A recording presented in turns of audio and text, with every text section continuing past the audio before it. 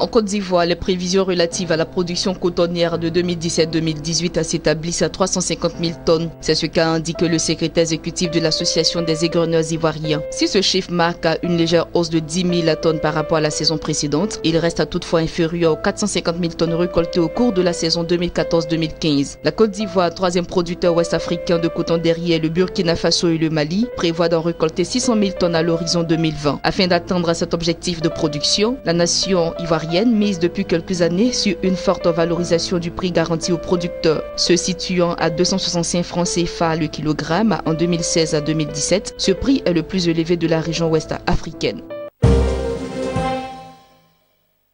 La société de transport abidjanais Sotra a réceptionné jeudi 50 autobus neufs de marque Tata sortis du port autonome d'Abidjan en provenance de Mumbai en Inde. Ce lot de bus est le troisième après les 117 premiers du 30 mars et les 40 en avril dernier. Ceux-ci complètent à 207 le nombre d'autobus déjà reçus et devraient améliorer ainsi les conditions de déplacement des Abidjanais. Selon le directeur général de la Sotra, Meïté Boaké, une autre livraison d'une centaine d'autobus est attendue à la fin de ce mois de juin. D'autres livraisons devraient suivre jusqu'à épuisement du volume des 500 autobus Tata acquis par l'État de Côte d'Ivoire.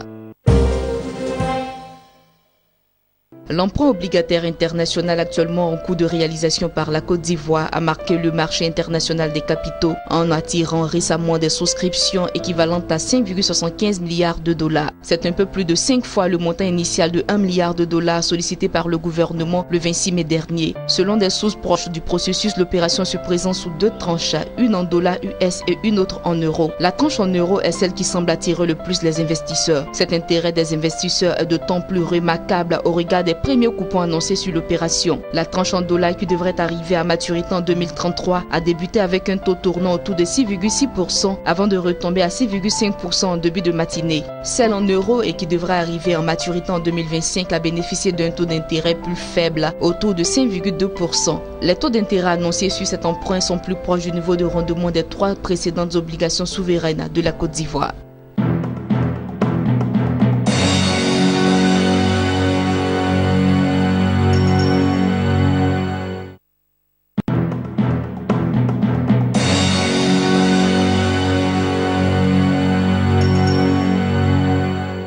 Dès le 13 juin prochain, le Nigeria va entamer un roadshow international dans le cadre d'une émission d'obligations destinée à sa diaspora pour une valeur située entre 100 et 300 millions de dollars. C'est ce qu'a relevé dans un communiqué le bureau de gestion de la dette du pays. Il faut souligner que le Nigeria, deuxième plus grande économie d'Afrique, est actuellement en récession et envisage à combler plus de 50% de son déficit budgétaire via des emprunts externes. Pour l'exercice fiscal qui démarre début juillet, le gouvernement ougandais entrevoit de relever son budget de 10% à 8,09 milliards de dollars. Cette révision haussière devrait permettre au pays de l'Afrique de l'Est de relancer son économie en berne depuis l'année dernière. En 2016, la sécheresse combinée au resserrement du crédit au secteur privé a marqué négativement l'activité économique qui a reculé. Selon les prévisions, pour le compte de l'exercice fiscal qui prend fin ce mois-ci, la croissance du pays devrait s'établir autour de 3,9% contre une projection initiale de 5,5%. Pour l'exercice actuel, les emprunts sur le marché local ougandais se sont établis à 171 millions de dollars, soit 612 milliards de shillings.